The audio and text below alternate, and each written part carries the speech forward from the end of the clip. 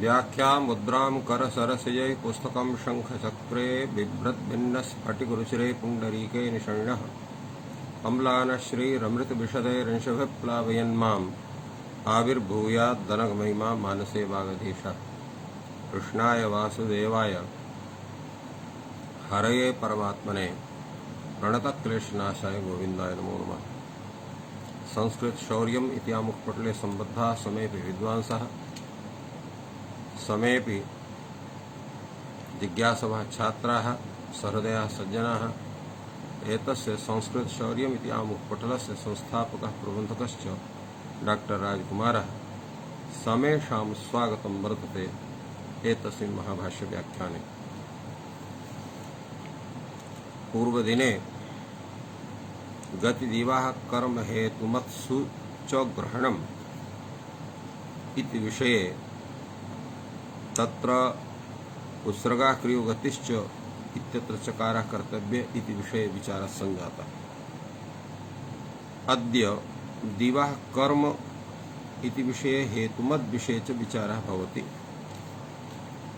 दिवाः कर्म च इति सूत्रं वर्तते।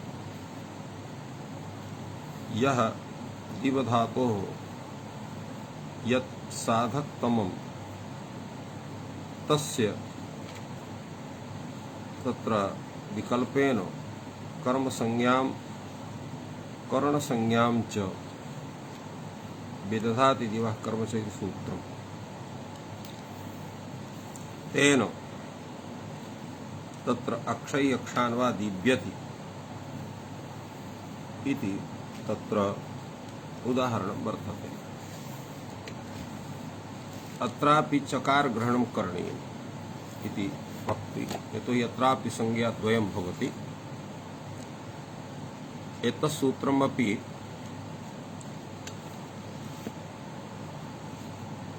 उदाहरण कर्मधारे इत्यस्य अधिकारी वर्तते। फलतः अत्रापि एकस्य एकैव संज्ञा स्यात्। संज्ञाद्वयस्य विधानं तदैव भवितुमर्हेत् यदा एतस्मिन् सूत्रे चकारग्रहणं भवेत्। साधकतमं करणं दिवाः कर्म च अत्र चकारः कर्तव्यः। अक्रियमाणे हि चकारे अनवकाशा कर्मसंज्ञा करणसंज्ञां बाधयेत्। तेन अक्षान् दिव्यति इत्येव स्यात्। अक्षैर् दिव्यति इति न भवितुमर्हति इति प्रश्नः। एतस्मिन् विषये उच्यते यत् अयं दोषः कदा भवति, यदा आकडारादेका संज्ञा इति सूत्रस्य स्वरूपं स्वीक्रियते। प्राकाडारात्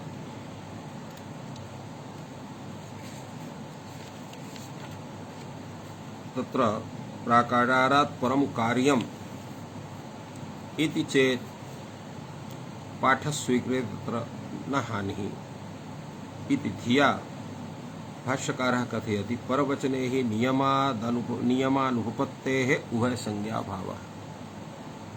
अर्थात् परवचने प्राकारात् परं कार्यम् इति वचनस्य स्वीकारे नियमानुपत्तेः नियमस्य अनुपत्तेः उभयसंज्ञाभावः संज्ञाद्वयस्य तत्र स्थितिः भवितुमर्हति। एतस्मिन् विषये भाष्यकारः पुनः अपि स्मारयति यस्य पुनः परकार्यत्वं नियमानुपत्तेः तस्योभयोः संज्ञयोर्भावः सिद्धः।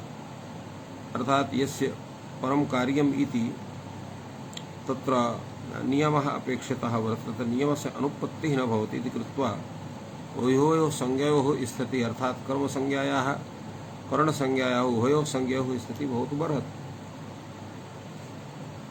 तत्र प्रश्नः भवति कथं भवति।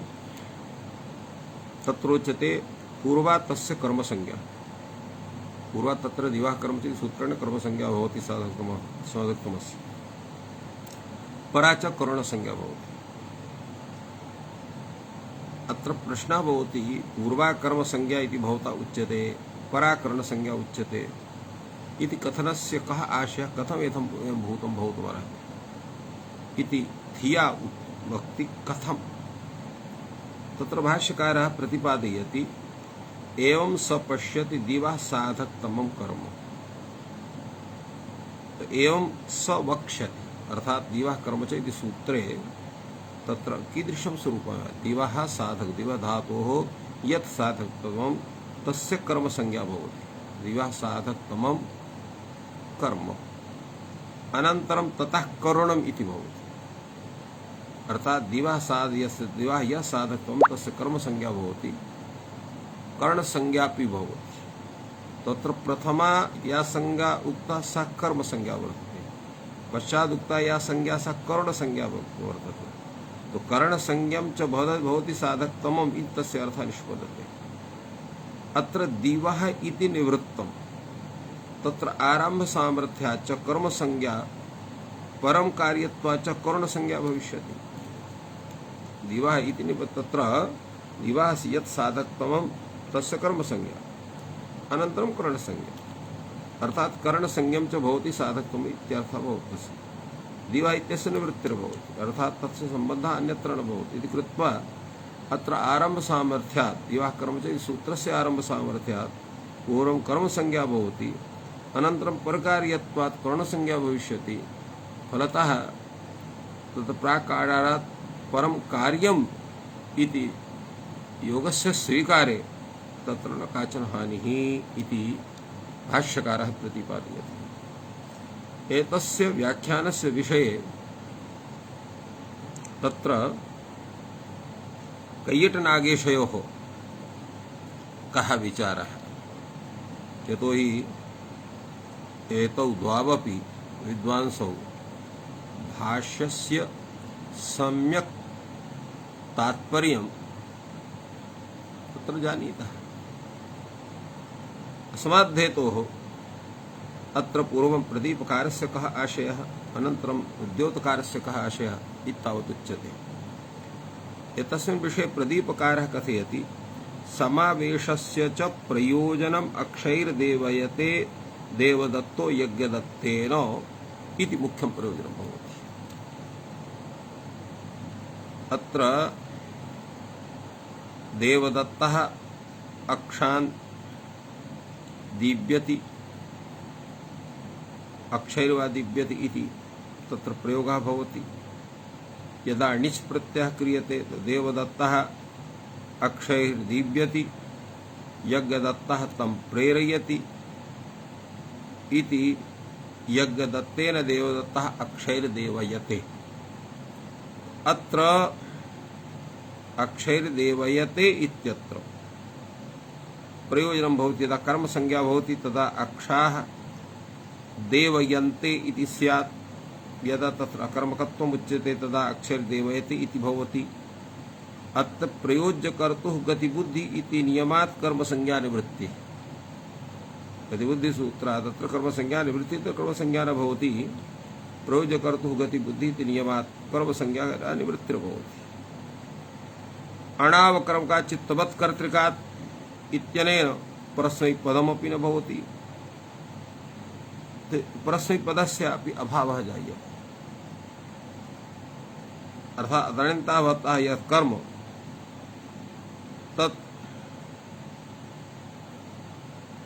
तत्र अण्यन्तावस्थायां यदा कर्म भवति तदा तत्र दोषः अत्र परस्मैपदाभावस्य सिद्ध्यति यद्येवम् अक्षान् दीव्यति द्वितीया न प्राप्नोति इत्युच्यते तत्रोच्यते यद्येवम् अर्थात् यथा इत्थं स्वीक्रियते अक्षान् दीव्यति इत्यत्र द्वितीया न भवितुमर्हति तृतीयया परत्वात् बाधितत्वात् तृतीयया अत्र परत्वात् बाधितत्वात् अत्र द्वितीया न भवति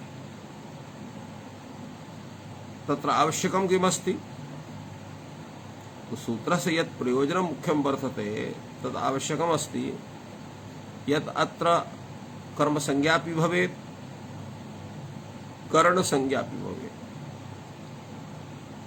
अर्थात् अक्षय अक्षान् वा दीव्यति देवदत्तः इति स्वरूपं स्यात् अण्यन्तावस्थायाम् ण्यन्तावस्थायां यज्ञदत्तेन देवदत्तः अक्षैः अक्षान् वा अक्षैः अक्षय अक्षान् वा देवयते इति तत्र स्वरूपं स्यात्। करणसंज्ञापि तत्र आवश्यकी वर्तते। कर्मसंज्ञा च सावकाश अकर्मक व्यपदेश व्यावृत्त्यर्थत्वात्।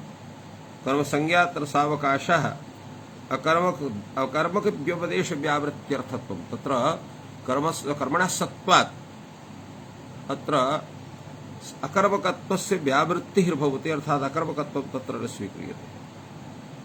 करणसंज्ञापि देवना अक्षा इति लुडर्थः। करणसंज्ञापि देवना अक्षा इति लुडर्थः। अत्र देवर इत्यत्र या तत्र कर्ण किं नाम तत्र ल्युट् भवति तदर्थम् अत्र भवेत्। अतः उक्तं वर्तते कार्यकालं संज्ञापरिभाषम् इति पक्षः अत्र आधीयते। तेन अत्र कर्मणि द्वितीया इत्यत्र कार्ये यत् कर्म संज्ञायाः उपस्थानं तदनवकाशमिति द्वितीया भविष्यति। अर्थात् यदा दिवा कर्म च इति सूत्रेण यदा कर्म संज्ञा भवति कर्ण संज्ञा भवति अनुक्ता अत्र कर्म संज्ञा या वर्तते अक्ष इत्यत्र तत्र कर्मणि द्वितीया इति द्वितीया विभक्तिर्जायते। तत्र कार्यकालं संज्ञा परिभाषां विधीत्या अत्र कर्म संज्ञा अत्र आयाति अनन्तरं कर्मणि द्वितीया भवति। तेन कर्मणि द्वितीया इत्यत्र कार्ये यत् कर्म संज्ञा उपस्थानं तदनवकाशं वर्तते। अतः तत्र द्वितीया विभक्तिर्भवति। अक्षाणां देविता इत्यत्र तु कृतप्रयोगे षष्ठ्या द्वितीयावत्वात् बाध्यते, तृतीया तु परत्वात्। अर्थात् अत्र देवधातोः यदा त्रिस् प्रत्ययः तदा देविता इति रूपं भवति। कर्तुः अत्र उक्तत्वात् कर्मणः अनुक्तत्वात् कृद् योगे कर्तृकर्मणोः कृत् इति सूत्रेण तत्र षष्ठी विभक्तिर्भवति। तेन अक्षाणां देविता इति भवति। अत्र कृत् प्रयोगे षष्ठ्या तत्र द्वितीया अबाधत्वात् बाध्यते। तो षष्ठी विभक्त्या अबाधत्वात् द्वितीया अत्र बाध्यते। यतोहि अत्र कर्तृकर्मणोः कृत् इति सूत्रं तत्र द्वितीयायाः बाधकं स्यात्। परत्वात् तत्र तृतीया विभक्ति द्वितीयां बाधते। तस्मात् हेतोः तत्र एवं रूपेण भवति अक्षैः अक्षाणां देविता इति। एवं रूपेण तत्र तादृशं स्वरूपं कैयटेन व्याख्यातम्। एतस्मिन् विषये नागेशस्य किं तात्पर्यं वर्तते, कथं च व्याख्याति ग्रन्थम् इमं। नागेशः तत्रोच्यते दिवाकर्म च इत्यत्र संज्ञयोः समावेशेन तद्धात्वर्थसाधकत्वे शक्तिद्वय समावेशो बोध्यते। अत्र शक्ति नाम कारकम्। दिवाकर्म च इत्यनेन द्वयोः संज्ञयोः समावेशः, कर्मसंज्ञायाः करणसंज्ञायाः उभयोः संज्ञयोः समावेशः। तर्हि उभयोः संज्ञयोः समावेशेन तद्धात्वर्थसाधकत्वे अर्थात् दिव धात्वर्थसाधकत्वे अत्र कर्मशक्तेः करणशक्तेः उभयोः समावेशः अत्र अनेन सूत्रेण बोध्यते। अत्र समावेशस्य इति प्रतीके वक्ति नागेशभट्टः करणत्वात् अक्षाणां तृतीया। यदा करणसंज्ञा भवति तदा अत्र तृतीया भवति। यदा कर्मसंज्ञा भवति तदा तत्र अकर्मकत्वं न भवति, सकर्मकत्वं भवति। कर्मकत्वात् सकर्मकत्वाभावात् अत्र परस्वैपदत्वं न जायते। अणावकर्तृकात् चित्तोत्कर्तृकात् तत्र अनेन अकर्मकत्वाभावात् प्रयोज्ये अकर्मकत्व प्रयुक्त कर्मत्व निवृत्ते द्वारा यज्ञ दत्ते तृतीया चेति भाव इति भवति। प्रयोज्ये अकर्मकत्व प्रयुक्त कर्मत्व निवृत्ते द्वारा यज्ञ दत्ते तृतीया च भवति। यज्ञ दत्तेन एवं रूपेण यज्ञ दत्तेन देवदत्तः अक्षैर्दीप्यते देवयते इति भवति। अत्र शंका भवति ननु कर्मत्व विधान सामर्थ्यात् तत्र द्वितीया भवितुमर्हति इति कस्यचित् कथनं। तस्मिन् विषये तत्र कैयटेन यदुक्तं कर्म संज्ञा चेति अर्थात अत्र कर्म संज्ञा निवृत्ति ही प्रयोज्य कर्तुर्गति बुद्धि इति नियमात् कर्म संज्ञा निवृत्ति ही इदम उपलक्षण कस्य उपलक्षणम् अर्थात् कर्मणि लकारादे यदा कर्मणः तत्र अविवक्षा भवति यदा अत्र कर्म संज्ञा निवृत्तिर्भवति तथैव कर्मणि लकारस्यापि निवृत्तिर्भवति अर्थात् कर्तरि एव लकारः भवति भावेव भवति कर्मणि लकारः न भवति कर्मणः अभावात् तृतीयात् विधि तृतीयया परत्वात् बाधितत्वात् तत्र कर्म संज्ञा न भवति एतस्मिन् विषये अग्रे तत्र यत् कथनं वर्तते नागे तत्र अय्यटस्य यत् अत्र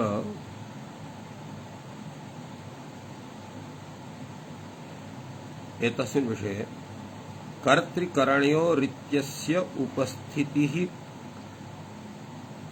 तु अकृत योगे चरितार्थ है कर्तृकरणयोः तृतीया इति इत्यस्य इत्यत्र अस्योपस्थितिः कृत योगे चरितार्था भवति न च स्तोकं पाकः इत्यादौ अपि षष्ठी स्यात् अत्र षष्ठी कथं भवति उच्यते कर्तृसाहचर्यात् अधात्वर्थकर्मण एव ग्रहणेन अदोषात् अत्र अधात्वर्थकर्मणः एव ग्रहणेन अदोषात् अत्र तु धात्वर्थकर्म वर्तते अर्थात् अत्र यत् कर्मणः विशेषणं भवति तस्य ग्रहणं यत् धातोः तत्र विशेषणं भवति तस्य ग्रहणं न भवति अपि तु यत् कर्म वर्तते साक्षात् यच्च कर्म धातोः तत्र विशेषणरूपेण न तिष्ठति तस्यैव तत्र ग्रहणं वर्तते अतएव कर्तृसहचर्यात् अधात्वकर्मणः एव ग्रहणेन अदोषात् तत्र प्रश्नः भवति मनसा व्रजति इत्यत्र कथं करणत्वं जायते न चैव मनसादेव इत्यादि प्रयोगः कथम् उच्यते हे तृतीयान्तेन पचाद्यजन्त देव शब्दस्य समासे सिद्धत्वात् अत्र प्रश्नः भवति न चैव मनसा देव इत्यादि प्रयोगः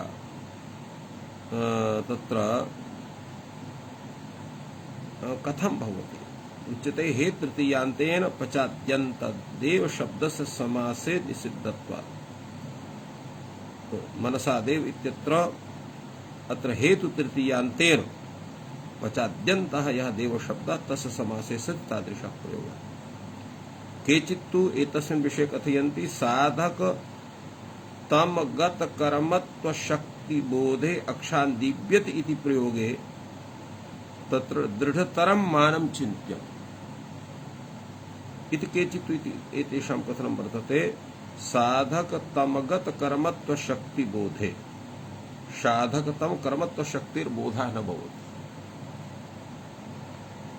अपितु तत्र साधकतमस्यैव कर्म संज्ञा भवति तेन कर्म संज्ञा तो भवति किन्तु तेन शब्देन तत्र करणस्यैव बोधः भवति न तु कर्मणः बोधः भवति इति धिया एव अत्र उच्यते अत्र केचित् साधकतमगत कर्मत्व शक्ति बोधे अक्षान् दिव्यते इति प्रयोगे दृढ़तरं मानं चिन्त्यं कार्यकालपक्षे परत्वात् तृतीया बाधे न्यासे तदनुपस्थितिरेव न्यायत्वात् अर्थात तत्र कार्यकालपक्षे परत्वात् तृतीयया तस्य बाधः स्यात् यत् कर्मणः अतः तदनुपस्थितिरेव न्याय्यं वर्तते इति कथनं वर्तते परन्तु तत्र केचित् किञ्च तत्र फलाश्रयत्व विवक्षया कर्तुरिति कर्मत्वं न च तदा करणत्वम् इति न दोषः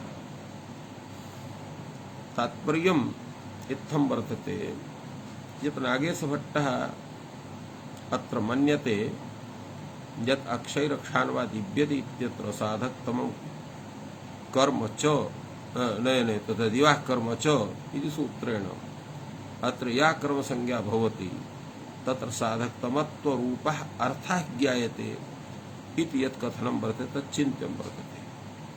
अपि तु तत्रापि फलाश्रय रूपम एव कर्म बोध्यते साधकत्व विषये इत्येव न्याय्यं वर्तते। अर्थात यदा अक्षानिति प्रयोगः भवति तत्र दिव धातोः यत् वर्तते धात्वर्थ फलम तदाश्रयत्वेन विवक्षितं भवति।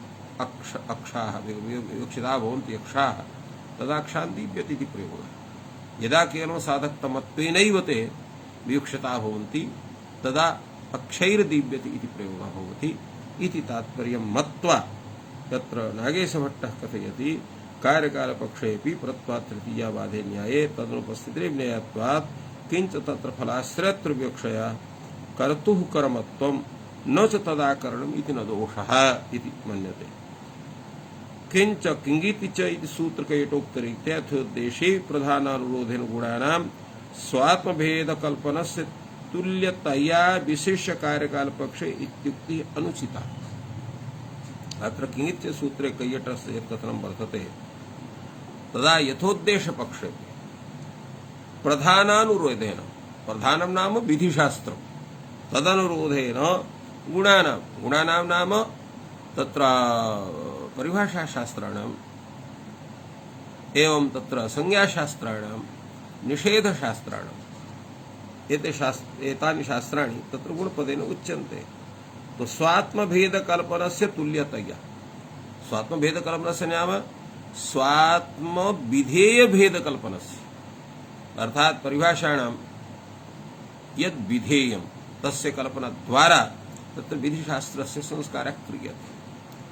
यथा तत्र स्थानेन्द्रतमः इति तत्र संज्ञाशास्त्रं वर्तते तस्य विधेयः कः अन्तरतमः प्रसंगे सति सदृशतमः अन्तरतमः सदृशतमः इति विधेयं वर्तते। तस्मिन् दृष्टे पूर्वस्य इत्यस्य सप्तम्यन्तपदा बहिः पूर्वत्व इति विधेयं वर्तते। षष्ठीय स्थाने योग इत्यस्य तत्र स्थाने इति विधेयं वर्तते। अतएव अत्र प्रधानानुरोधेन गुणानां स्वात्मभेदकल्पनस्य गुणानां संज्ञा परिभाषादि शास्त्राणां स्वात्मभेदकल्पनस्य स्वात्मविधेयभेदकल्पनस्य तुल्यते। तो स्वात्मविधेयभेदकल्पनं यथा तत्र यथोद्देशपक्षे भवति तथा कार्यकालपक्षे भवति। उभयत्र तथैव स्वरूपं तस्य भवति। न च सर्वं तत्र तस्य एकवाक्यता भवति विधिशास्त्रेण सह एवं नास्ति। तत्र एवं तुल्यतया विशिष्य कार्यकालपक्षे इत्युक्तिः तत्र विशेषेण कार्यकालपक्षे तादृशं भवति इत्युक्तिः तत्र उचिता नास्ति। यतो किंगित्सै सूत्रे कैयटेन तादृशं प्रतिपादनं बहितं वर्तते।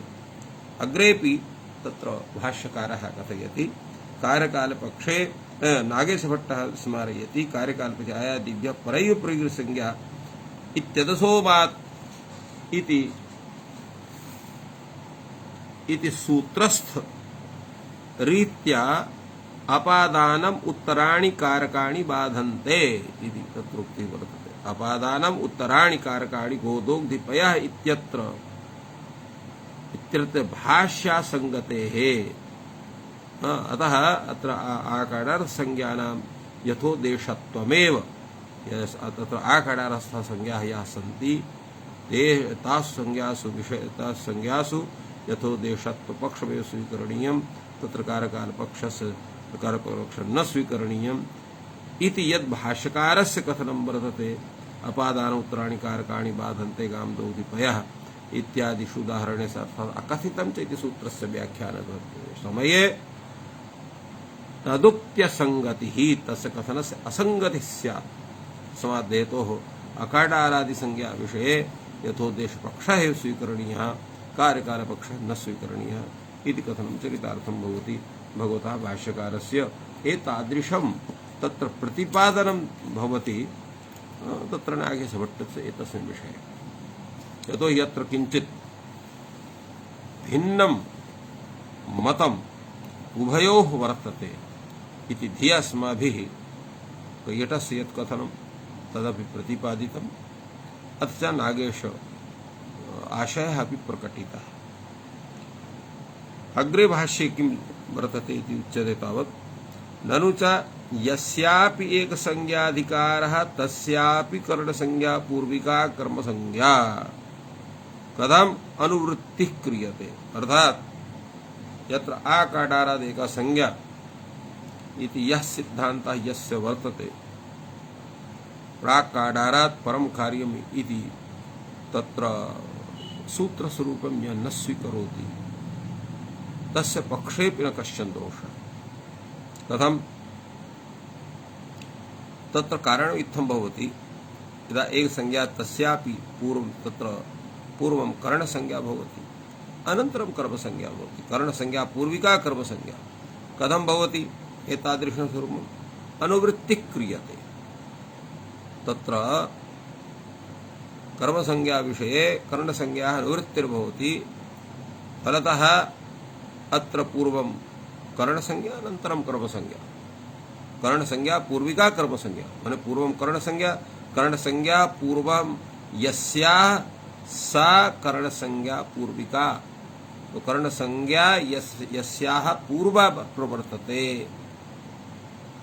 एवं भूता या कर्म संज्ञा सा कर्ण संज्ञा पूर्विका कर्म संज्ञा अर्थात पूर्वं कर्ण संज्ञा अनन्तरं कर्म संज्ञा अक्षय अक्षान्वा दीप्यते इत्येव उदाहरणमपि तत्र सिद्धान्तकौमुद्यां दत्तं वर्तते एतस्मिन् विषये भाष्यकारः कथयति भवतः मते एतत् सम्भवं नास्ति कथं पर्यायः प्रसिद्धेत तत्र एकदा करणसंज्ञा स्यात् एकदा कर्मसंज्ञा स्यात् एकदा तत्र देवदत्तः अक्षैर्दीप्यते इति स्वरूपं स्यात् एकदा देवदत्तः अक्षान् दीप्यते इति स्वरूपं तत्र वाक्यस्य रूपं स्यात् एका संज्ञा इति वचनात् नास्ति यौ उपद्येन सम्भवः अत्र यौ उपद्येन एक कालावच्छेदेन संज्ञाद्वयस्य समावेशः न भवितुमर्हति इति कथनं दिवाकर्मच इति सूत्रविषये अयं दोषः पतितः अपरः दोषः वर्तते हेतुमत् कथम अयं दोषः आपतति आकडारादेका संज्ञा इति पक्षे उच्यते स्वतन्त्रः कर्ता इति सूत्रम् तत्र अग्रे सूत्रं वर्तते तत् प्रयोजको हेतुश्च कर्तृसंज्ञा भवति यः स्वतन्त्रः भवति तो धात्वर्थ व्यापारे यः स्वतन्त्रः तस्य कर्तृसंज्ञा भवति यश्च प्रयोजकः तस्य हेतुसंज्ञा भवति तत्प्रयोजको हेतुश्च अत्रापि संज्ञाद्वयं भवति कर्तृसंज्ञापि भवति हेतुसंज्ञापि भवति अतः कर्तृसंज्ञापि स्यात् हेतुसंज्ञापि स्यात् इत्यर्थम् अत्र तत्प्रयोजको हेतुश्च इति सूत्रे तत्र चकारः करणीयः चकारश्च न क्रियते तर्हि अक्रियमाणे हि चकारे तत्र अनवकाशः हेतुसंज्ञा कर्तृसंज्ञां बाधेत तत्र हेतुसंज्ञा अनवकाशः स्यात् अनवकाशः सति सा कर्तृसंज्ञां बाधेत तर्हि केवलं हेतुसंज्ञैव स्यात् कर्तृसंज्ञा न स्यात् किन्तु यदा प्राकाडारात् परं कार्यम् इति योगः स्वीक्रियते सूत्रस्य तदा तु नियमस्य अनुपत्तिर्न भवति अतः अत्र उभय संज्ञात्वम् अत्र भवितुमर्हति अत्रापि तथैव शंका भवति यस्य पुनः परं कार्यं नियमानुपत्तेः तस्योभयोः संज्ञयोर्भावः अर्थात यस्य तत्र सिद्धान्तः वर्तते आकारात् परं कार्यं तत्र नियमस्य अनुपत्तेः अत्र उभयोः संज्ञयोः अत्र सिद्धि भवितुमर्हति न कश्चन तत्र दोषः कथं भवितुमर्हति उच्यते पूर्वात् तस्य हेतुसंज्ञा जायते अनन्तरं परात् कर्तृसंज्ञा भवति इत्थम् उभयोः संज्ञयोः समावेशः जायते अत्र कथम् इत्थं भवितुमर्हति पुनः प्रश्नः भवति एवं स वक्ष्यति स्वतन्त्रः प्रयोजको हेतुः इति तत्र स्वरूपं स्यात् ततः वक्ष्यति कर्ता तो यह स्वतन्त्रः वर्तते प्रयोजकश्च वर्तते तस्य हेतुसंज्ञा भवति अनन्तरं भवति कर्ता तस्य कर्तृसंज्ञा भवति तो कर्तृसंज्ञश्च भवति इति स्वतन्त्रः कर्तृसंज्ञश्च भवति इति स्वतन्त्रः भवति प्रयोजक इति तत्र निवृत्तं वर्तते तात्पर्यं किं तत्प्रयोजको हेतुश्च स्वतन्त्रः कर्ता इति सूत्रद्वयमादाय अत्र एवं भूतः न्यासः क्रियते तत्र स्वतन्त्रः कर्ता इति सूत्रस्य तत्र स्वतन्त्रः इति पदं तत्प्रयोजको हेतुश्च इत्यत्र तत्प्रयोजकः इत्यत्र तत् इति पदं तत्र हीयते, चकार इति पदं हीयते, स्वतन्त्रः प्रयोजकः हेतुः इति प्रथमः योगः, अनन्तरः कर्ता इति योगः। एवं रूपेण तत्र सूत्रस्य स्वरूपं क्रियते। तेन यः स्वव्यापारे स्वतन्त्रः प्रयोजकश्च तस्य हेतुसंज्ञा भवति। अनन्तरं तत्र स्वतन्त्रः इत्यस्य अनुवृत्तिर्भवति। तो स्वतन्त्रः कर्तृसंज्ञकः भवति, तो कर्तृसंज्ञश्च भवति स्वतन्त्रः। एवं रूपेण एतस्य सूत्रस्य स्वरूपं सिद्ध्यति। तेन कर्तृसंज्ञापि भवति अथ च हेतुसंज्ञा भवति, न कश्चन दोषः। अत्र द्वितीय योग केवलं स्वतन्त्र इति शब्दः एव अनुवर्तते, प्रयोजक शब्दः नानुवर्तते। अतएव प्रयोजक इति निवृत्तम् इति भगवता भाष्यकारेण अत्र उक्तं वर्तते। तत्र आरम्भ सामर्थ्यात् च हेतुसंज्ञा अथ च परम कार्यत्वात् तत्र कर्तृसंज्ञा इत्थम् उभयोः संज्ञयोः समावेशः भवति। तत्प्रयोजको हेतुश्च स्वतन्त्रः कर्ता इति उभयोः योगयोः आदाय यत् पृथक्तया योगद्वयं क्रियते, स्वतन्त्रः प्रयोजको हेतुः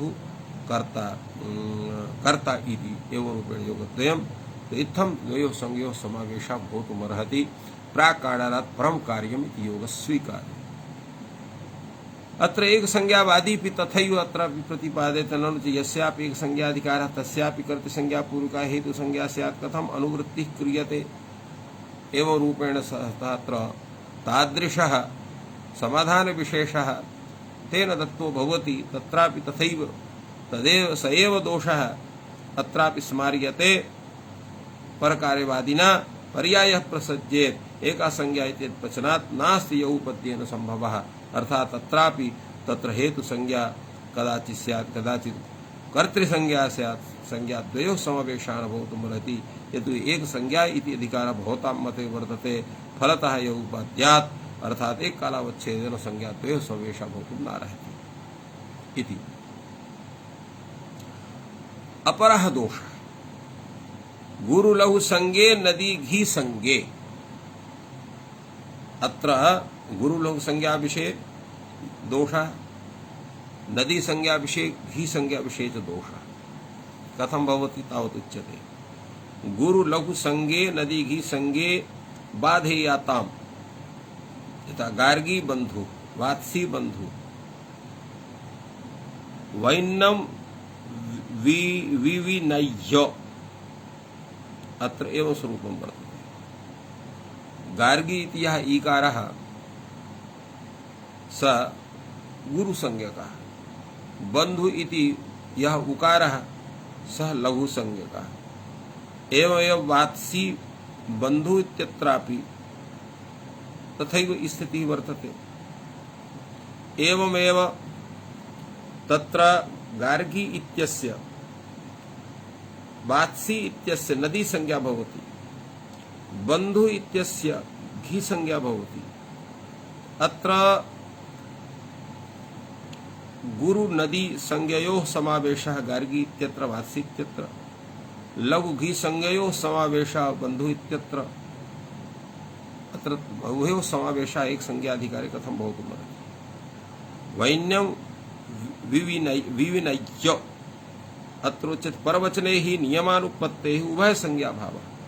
परवचन स्वीकारे अत्र उभय संज्ञोपपत्तिः भवितुमर्हति, न कश्चन दोषः। कथं भवितुमर्हति तत्रोच्यते यस्य पुनः परकार्यत्वं नियमानुपत्तेः तस्य उभयोः संज्ञयोः समावेशः। यत्र परं कार्यम् अर्थात् पूर्वं तत्र नदी संज्ञा भवति, पूर्वं गुरु संज्ञा भवति, अनन्तरं नदी संज्ञा, एवं पूर्वं लघु संज्ञा भवति, अनन्तरं घी संज्ञा भवति। अतः अत्र दोषः तथा न भवति, उभयोः तत्र समावेशः भवितुमर्हति। पूर्वे तस्य नदी घी संज्ञे, परे तत्र गुरु लघु संज्ञे। एवं रूपेण तत्र उक्तमत्र पूर्वे तस्य अर्थात् गार्गी बंधु वासी बंधु इति उदाहरणे पूर्वं नदी घी संज्ञे भवतः, परत्वात् तत्र गुरु लघु संज्ञे भवतः, अत्र न दोषः भवति। तत्र आरंभ सामर्थ्याच्च नदी घी संज्ञे, परकार्यत्व च गुरु लघु संज्ञे भवता। अत्र अनयोः संज्ञयोः तत्र विचारस्य आवश्यकता का वर्तते।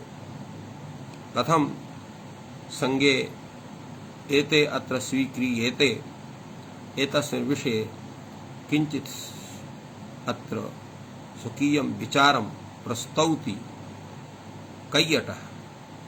यदा घी नदी संज्ञे वर्णमात्रस्य क्रियेते तदा अयं दोषः। अर्थात केवलम ईकारस्य नदी संज्ञा तथा दीर्घ ईकारस्य नदी संज्ञा ह्रस्व इकारस्य उकारस्य च घी संज्ञा तदा अयं दोषः। यदा ईकारान्तस्य उकारान्तस्य नदी संज्ञा घी संज्ञा भवति तर्हि दोषः नास्ति इति पृथक्तया वर्ण संज्ञा पक्षे न तदंत पक्षे दोषः। यतोहि तदंत पक्षे दोषः कथं न भवति तदा तत्र गार्गी इति समुदायस्य नदी संज्ञा बंधु इति समुदायस्य घी संज्ञा भवति। गुरु संज्ञा लघु संज्ञा तो वर्ण मात्रस्य भवति तत्र तु तथा नास्ति। अतः अत्र संज्ञी भेदत्वात् संज्ञायाः भेदः स्वतः सिद्धः वर्तते तत्र न दोषः भवति। अतएव यदा घी नदी संज्ञे वर्णमात्रस्य क्रियेते तदा अयं दोषः। यदा तदन्तस्य तदा भिन्न विषयत्वात् सिद्धः समावेशः तत्र समावेशः सिद्धः न कश्चन दोषः। तस्य तु प्रयोजनं वासी बंधु इत्यत्र नदी बंधुनी इति पूर्व पदान्तोदात्तत्वं नदी संज्ञा निबंधनं भवति। तो नदी बंधुनी इत्यत्र पूर्व पदान्तोदात्तत्वं नदी संज्ञा निबंधनं भवति नदी संज्ञायां जातायां। वात्सी बंधा इत्यत्र वात्सी बंधा इत्यत्र तु अत्र गुरु संज्ञायाः सत्त्वात् गुरो रणितो नन्तापेकैकस्य प्राचाम् इति सूत्रेण अत्र प्लुतः गुरु संज्ञा निबंधनः तत्र सिद्ध्यति। तो घी लघु संज्ञा समावेशस्य प्रयोजनं किं वर्तते तत्र अत्र वर्तते विश्चना च विनरावीति घी लक्षणः पूर्वनिपातः अत्र वर्तते।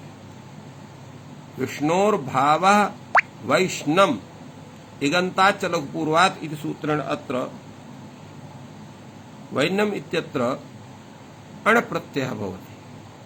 एवं द्वन्द्वमनोगादिभ्यः इत्यत्र भूय प्राप्ते तदभावः अत्र चिन्त्यः इति उच्यते। द्वन्द्वमनोज्ञाविति सूत्रेण भूय प्राप्ते तत्र भूयः अभावः भवति इत्यस्मिन् विषये तत्र एतत् कथनं तु उचितं नास्ति। विनरावौ आचष्टे इति णिचि तिलोपे कृते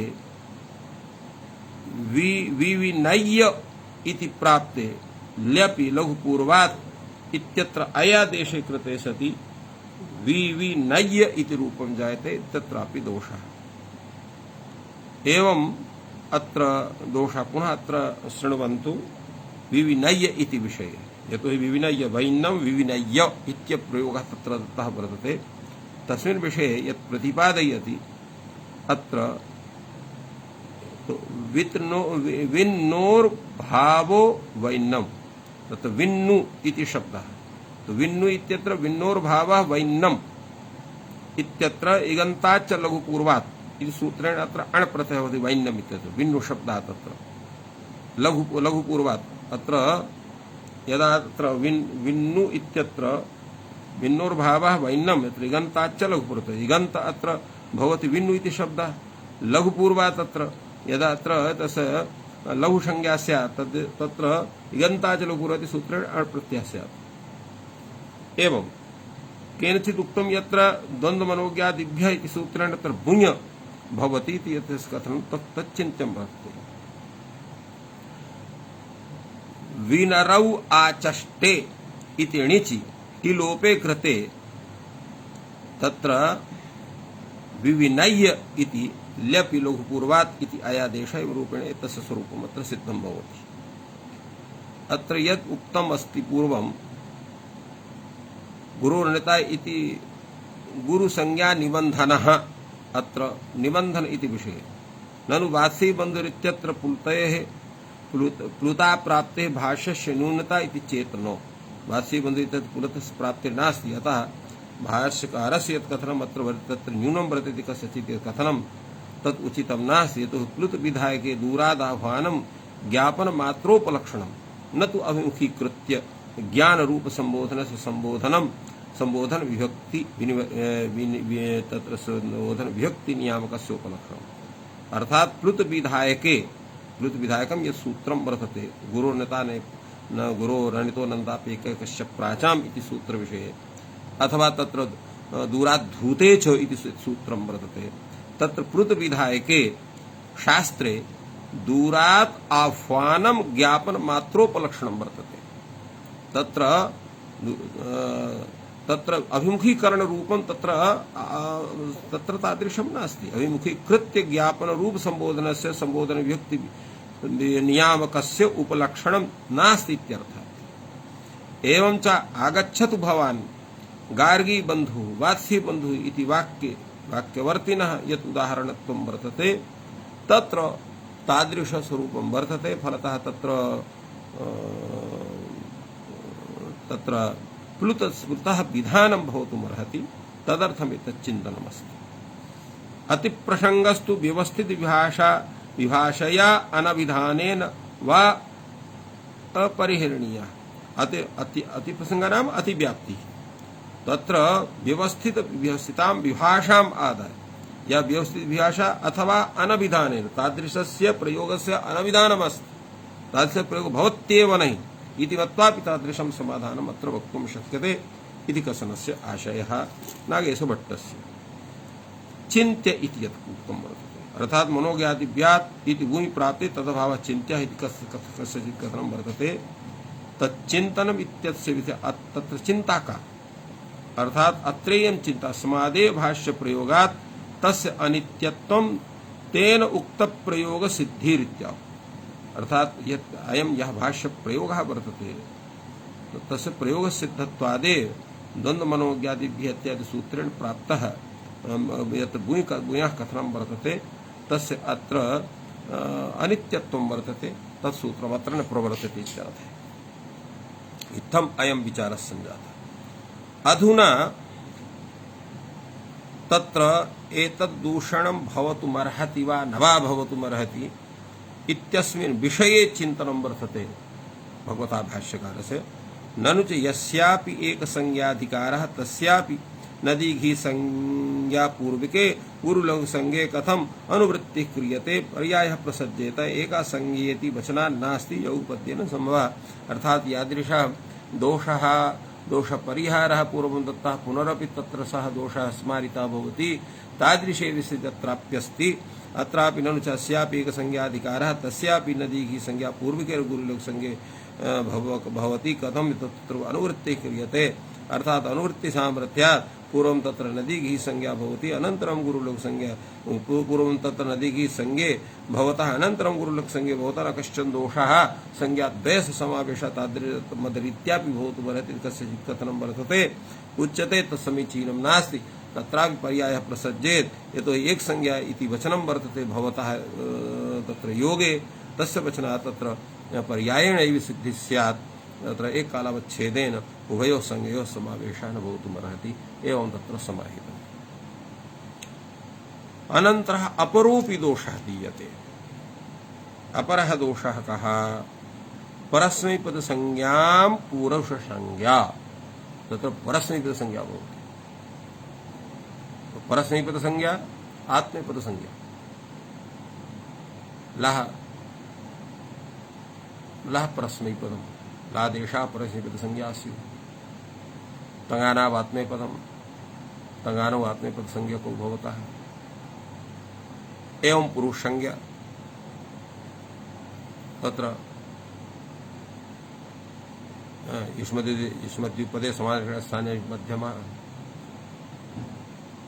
एवमेव अश्मद्युत्तमः शेषे प्रथमः एतासां संज्ञानां यः समावेशः भवति संज्ञाद्वयोः समावेशः जायते तिप्तसी इत्यस्य प्रथमा संज्ञा, सिप्तस्था इत्यस्य मध्यमा संज्ञा एवं मिब्बस्मत् इत्यस्य तत्र उत्तमा संज्ञा भवति, उत्तम पुरुष संज्ञा भवति। एतेषां परस्मैपद संज्ञा भवति प्रत्ययानाम्। एवता आतां झा एतेषां तत्र प्रथम पुरुष संज्ञा, थास आथां ध्वम इत्यस्य मध्यम पुरुष संज्ञा, एवमेव तत्र इड वै महि इत्यस्य उत्तम पुरुष संज्ञा। एतेषां प्रत्ययानां तावत् आत्मनेपद संज्ञा। इत्थं तत्र संज्ञाद्वयोः समावेशः भवति। तत् कथं भवितुमर्हति इति भवतः मते इति दोषः अत्रापि दीयते अनेन वार्तिकेन। परस्मैपद संज्ञां पुरुष संज्ञा बाधेत। अत्र यदा द्वयोः संज्ञयोः समावेशः भवति, पूर्वं तत्र प्रवर्तते परस्मैपद संज्ञा, अनन्तरं प्रवर्तते पुरुष संज्ञा, तो या पुरुष संज्ञा सा परस्मैपद संज्ञां प्रबाद्य अत्र प्रवर्तेत इति कथनस्य आशयः। यदा परवचनं क्रियते अर्थात् प्राकारात् परं कार्यम् इति सिद्धान्तः तत्र स्वीक्रियते, तर्हि तत्र दोषः न भवति। नियमानुपत्तेः उभय संज्ञा भावः अर्थात् नियमस्य तत्र अनुपत्तेः अत्र उभयोः संज्ञयोः समावेशः भवितुमर्हति। यस्य पुनः परं कार्यत्वं नियमानुपत्तेः तस्य उभयोः संज्ञयोः भावः सिद्धः। कथं? पूर्वात् तस्य पुरुष संज्ञा भवति, अनन्तरं परस्मैपद संज्ञा भवति, अतः दोषः न भवति। कथम् इत्थं भवति? उच्यते अत्र एवं सबक्षति तिङस्त्रीणि त्रीणि प्रथम मध्यमोत्तमाः इति सूत्रं तत्र भवति। त्रिङस्त्रीणि प्रथम मध्यमोत्तमा इत्यस्य कथनात् पूर्वं प्रथम मध्यमोत्तमः संज्ञा भवति। इत्येवं सर्वं पुरुष नियमम् अनुक्रम्य तस्य अन्ते लाः परस्मैपदम् इति सूत्रं वर्तते। अनन्तरं तेषां तत्र लादेशानां परस्मैपद संज्ञा इति वर्तते इति। तत्र आरम्भ सामर्थ्याच्च पुरुष संज्ञा परकार्यात् परस्मैपद संज्ञा इत्थम् उभयोः संज्ञयोः समावेशः स्यात् न कश्चन दोषः इति। प्राकारात् परं कार्यम् इति योगाश्रयकः यः यस्य पक्षः वर्तते स कथयति। तस्मिन् विषये एक संज्ञावादी कथयति ननु तस्य यस्यापि एक संज्ञाधिकारः तस्य परस्मैपद संज्ञा पूर्विका अत्र पुरुष संज्ञा भवति न कश्चन दोषः। कथं भवति? अनुवृत्ति सामर्थ्यात् भवति, अनुवृत्तिः क्रियते, तत्रापि स एव दोषः स्मारितः भवति पर्यायः प्रसज्येत। एक संज्ञा इति वचनं भवतः मते वर्तते, एका संज्ञा इति वचनात् नास्ति यौगपद्येन सम्भवः, अतः पर्यायपत्तिः स्यात्। एकदा आत्मनेपद संज्ञा तत्र परस्मैपद संज्ञा स्यात्, एकदा तत्र पुरुष संज्ञा स्यात्। एतस्मिन् विषये भाष्यकारः कथयति एवं नास्ति। अत्र तु भिन्ना स्थितिः वर्तते। परस्मैपद संज्ञापि अनवकाशः, तत्र सावकाशः नास्ति। तो तत्र वचनात् परस्मैपद संज्ञा भविष्यति। अत्र एतस्मिन् विषये भाष्यकारः कथयति सावकाशः परस्मैपद संज्ञा इति भवान् कथयति। तर्हि कः अवकाशः परस्मैपद संज्ञायाः? उच्यते क्षत्रिक्वसु अवकाशः, अर्थात् क्षत्रि प्रत्ययः भवति। लटः क्षत्रिशानचः प्रथमा समानाधिकरणे तत्र क्षत्रिशानचौ एतौ प्रत्ययौ लकारस्थाने भवतः, लटः लकारस्य स्थाने। एवं क्वशु प्रत्ययः, क्वशुस् प्रत्ययः भवति, सोऽपि लटः स्थाने भवति। तो एते अवकाशाः, एते प्रत्ययाः तत्र परस्मैपद संज्ञाः अवकाशः भवन्ति इति कृत्वा तत्र दोषः नास्ति। इत्थम् एते दोषाः अत्र एक संज्ञावादी पक्ष उत्थापितः। तत्र प्रथमः दोषः दत्तः, अत्र कैके दोषाः दत्ताः पुनः स्मर्यते अस्माभिः तस्मिन् विषये। तत्र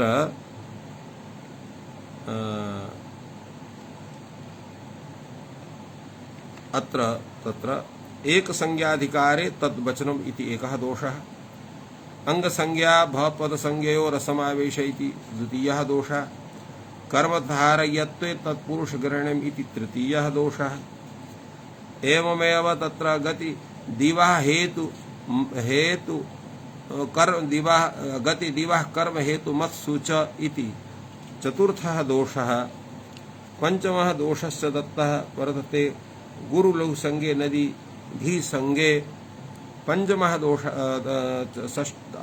तत्र अग्रिमः दोषः वर्तते परस्मैपद संज्ञा पुरुष संज्ञा इत्येवं दोषाः अत्र आकडारादेका संज्ञा इति पक्षे वर्तन्ते।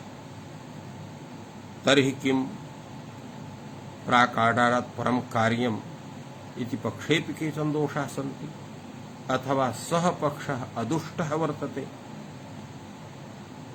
अत्र किं मतं भगवतः भाष्यकारस्य वर्तते उच्यते तावत्। अत्र परवचनेपि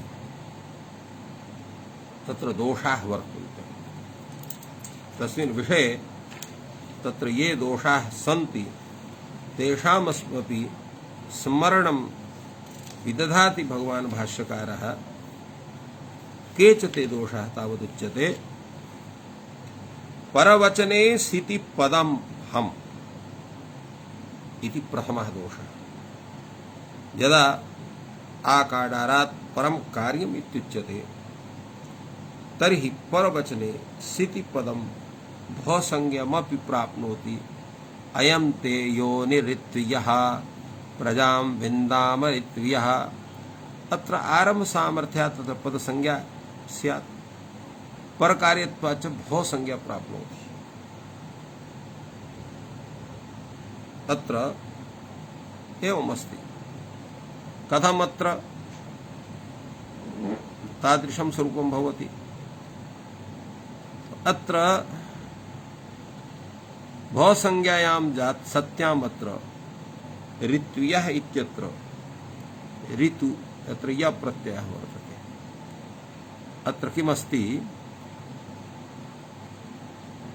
अत्र ऋतु शब्दास् अत्र घस् प्रत्ययः भवति।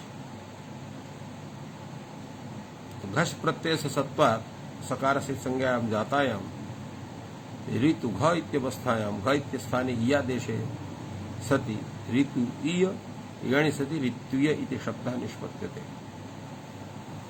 अत्र अजादित्वात् अत्र भ संज्ञा प्राप्नोति। घस् इति सकारः इति संज्ञकः तर्हि सिति च इति सूत्रेण पद संज्ञा प्राप्नोति। अत्र परवचने सिति पदं भ संज्ञमपि प्राप्नोति।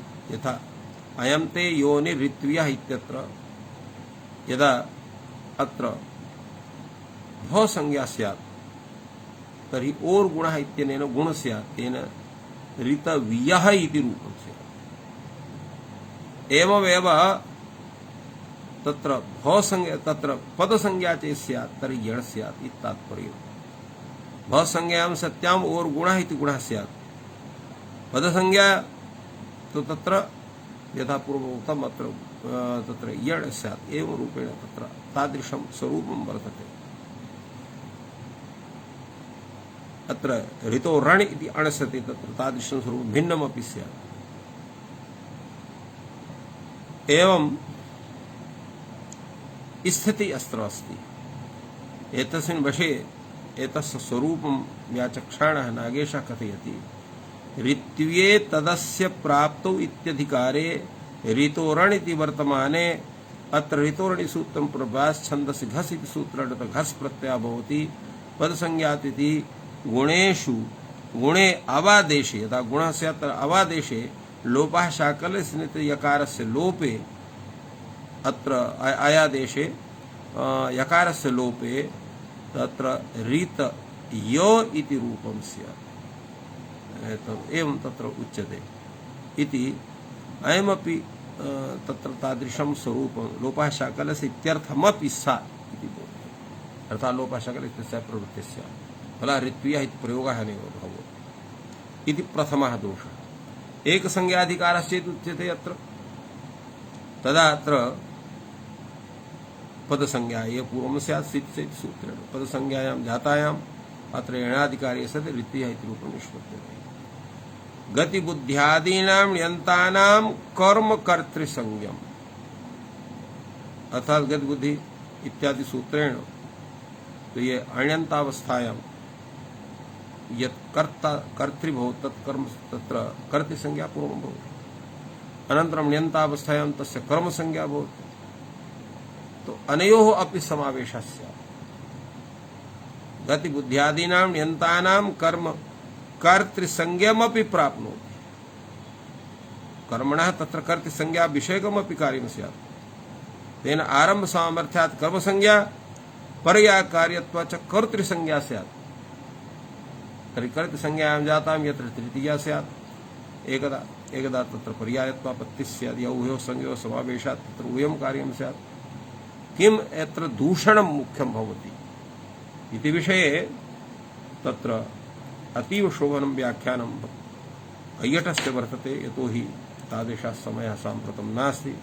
येन एतस्य भाष्यस्य यः कैयटग्रन्थः तस्य व्याख्यानं सम्यक्तया भवितुमर्हेत् इति कृत्वा अद्य अत्रैव विरम्यते।